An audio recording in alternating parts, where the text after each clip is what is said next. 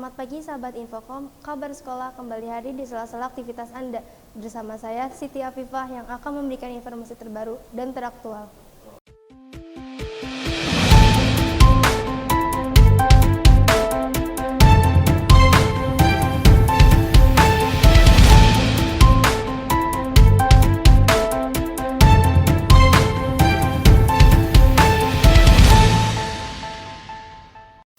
Sahabat Infocom, suku Sunda merupakan suku mayoritas yang mendiami wilayah Banten dan Jawa Barat. Banyak perbedaan pendapat terkait asal suku Sunda ini. Berikut liputannya. Asal-usul suku Sunda. Suku Sunda merupakan suku mayoritas yang mendiami wilayah Banten dan Jawa Barat. Sunda berasal dari bahasa Sanskerta awalan Sun atau Sun Sha, memiliki arti putih, berkilau bersinar, dan terang.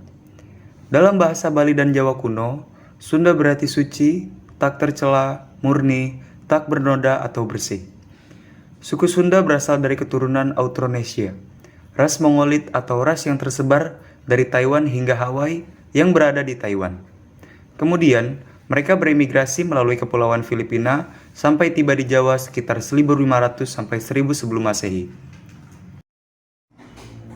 Pendapat lain mengatakan suku Sunda berasal dari Sundalandia, yakni ras yang mendiami semenanjung cekungan besar. Saat ini, cekungan tersebut telah membentuk Lautan Jawa, Selat Malaka, dan Selat Jawa. Suku Sunda memiliki ciri khas yang menjadi identitas suku Sunda. Orang Sunda sulit melafal huruf F karena dalam aksara dan bahasa Sunda kuno tidak mengenal huruf F. Huruf F akan dilafalkan menjadi P, di mana hal ini telah terjadi secara turun-temurun dari generasi ke generasi. Ciri khas suku Sunda lainnya adalah penyuka lalapan. Ciri khas inilah yang paling dikenal dari orang Sunda. Orang Sunda memiliki watak yang telah diajarkan secara turun-temurun dalam menjadi kehidupan sesuai pedoman, yaitu cager, bener, bager, siger, pinter. Untuk berkomunikasi sehari-hari, orang Sunda menggunakan bahasanya sendiri, yakni bahasa Sunda. Hingga saat ini, generasi muda masih melestarikan bahasa Sunda sebagai bahasa sehari-hari. Meskipun kehidupan mengalami modernisasi, bahasa Sunda berkembang menjadi beberapa dialek, yaitu Sunda Banten, Sunda Selatan, Sunda Utara, Sunda Tengah Timur, Sunda Timur Laut, Sunda Tenggara. Rumah adat suku Sunda berupa rumah panggung yang tidak terlalu tinggi, sekitar 1 meter. Rumah adat tersebut dibuat dari bahan-bahan alami seperti kayu, bambu, daun kelapa, ijuk, maupun daun palem. Ada beberapa jenis rumah adat suku Sunda, yaitu rumah adat Badakhai, rumah adat Buka Pongpok, rumah adat Tagub Anjing, rumah adat Buka Pongpok, rumah adat Jopolog, rumah adat Julangapak, rumah adat Caping Gunting. Suku Sunda memiliki beragam tradisi yang masih dilakukan hingga saat ini, seperti serentahun, tradisi yang dilakukan pasca panen berupa masyarakat yang mengangkut padi dari sawah lalu dimasukkan ke dalam leit atau lubang. Upacara tingkepan. Upacara digelar saat adanya anggota keluarga yang usia kehamilannya 7 bulan. Tim Liputan SMK Infocom melaporkan.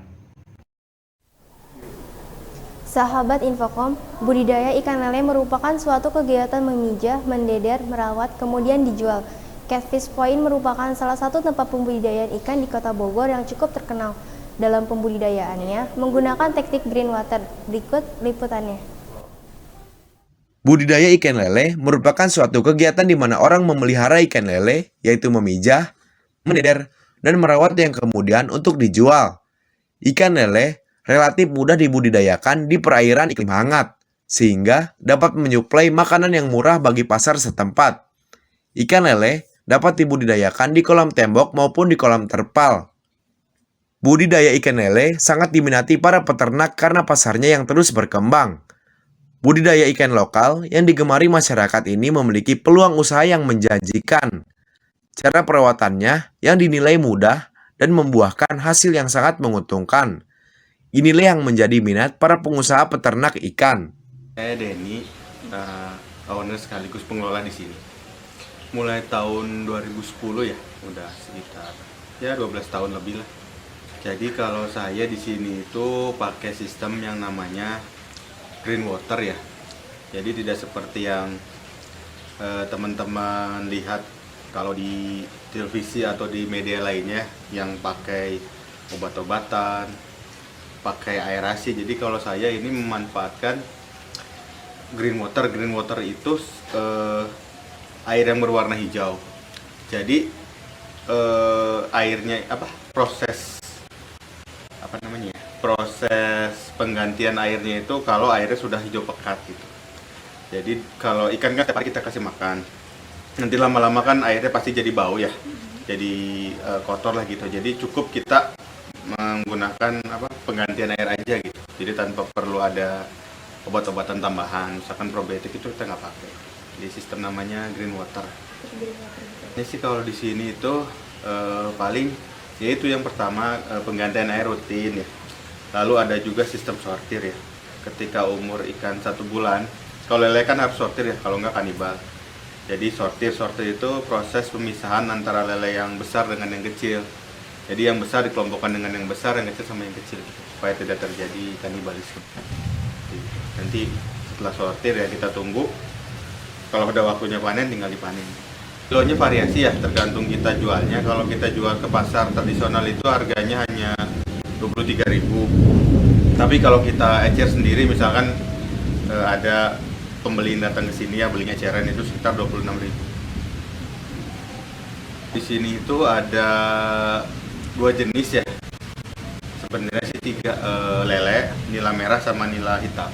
Tapi yang kita fokus utamanya di lele. Kalau lele itu kita bisa jual tiap hari. Kalau nila itu ya ketika ini aja, ketika ada yang panen baru dijual. Kalau lele sih setiap hari ada stok. Kalau pakan itu sehari 2 kali ya, pagi jam 8, sore jam 3 atau jam 4. Kalau banyaknya itu tergantung dari jumlah ikannya. Jadi kita pakai namanya sistem ad libitum. Ad libitum itu memberi makan lihat dari respon ikan. Kalau misalkan ikannya masih agresif gitu ya, kita kasih pakan terus sampai gerakannya lambat ya. Pakannya udah mulai bersisa udah kita hentikan. Jadi tergantung, kalau misalnya ikannya jumlahnya banyak pasti makannya banyak, kalau sedikit ya sedikit. Catfish Point merupakan salah satu tempat pembudidayaan ikan lele milik Pak Denny. Selain membudidayakan ikan lele, Pak Denny selaku pemiliknya juga mengelola ikan nila merah dan ikan nila hitam. Ikan lele yang dibudidayakan merupakan ikan lele jenis sangkuriang. Lele sangkuriang merupakan keturunan dari lele dumbo. Ikan lele sangkuriang memiliki keunggulan yaitu lele sangkuriang memiliki daya tahan yang lebih kuat terhadap penyakit. Hal ini bisa jadi karena lele sangkuriang telah mengalami proses perbaikan secara genetika yang dilakukan oleh para ahli perikanan, sehingga keunggulan lele sangkuriang dari sisi kekebalan melebihi pendahulunya.